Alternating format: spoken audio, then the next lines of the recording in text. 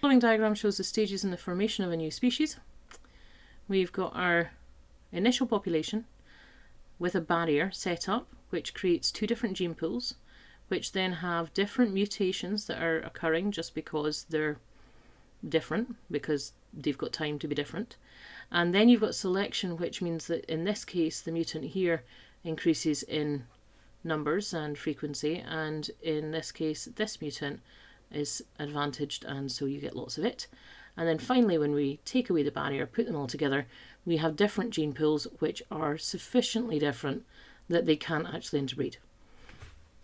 So, describe how new species are formed. You're pretty much just saying that. So what we need is, for 4 marks, so start with, you need the isolation. You need the isolation of the gene pools. So we now have 2 different groups of that population. Okay, we then need variation by mutations.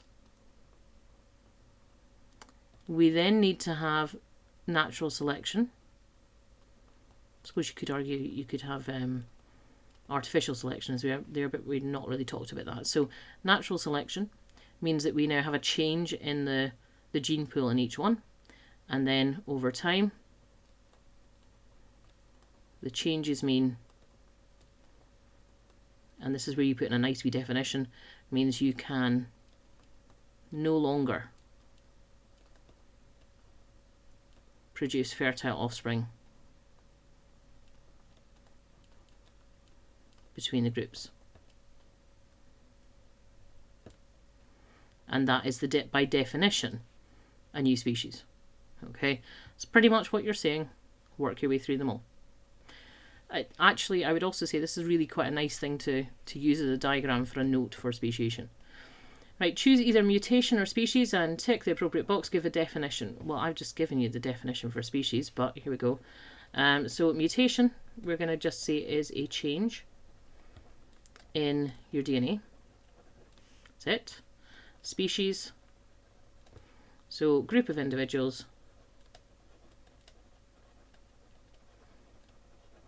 that can interbreed to produce fertile offspring.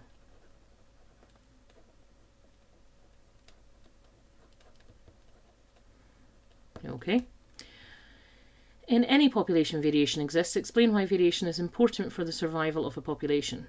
Right. The reason variation is essential and important for a population over time is that it allows evolution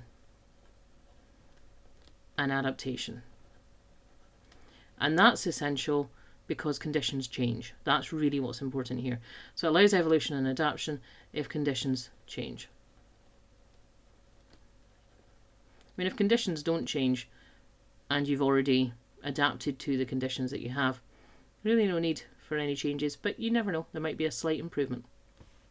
And that's the last question in that paper.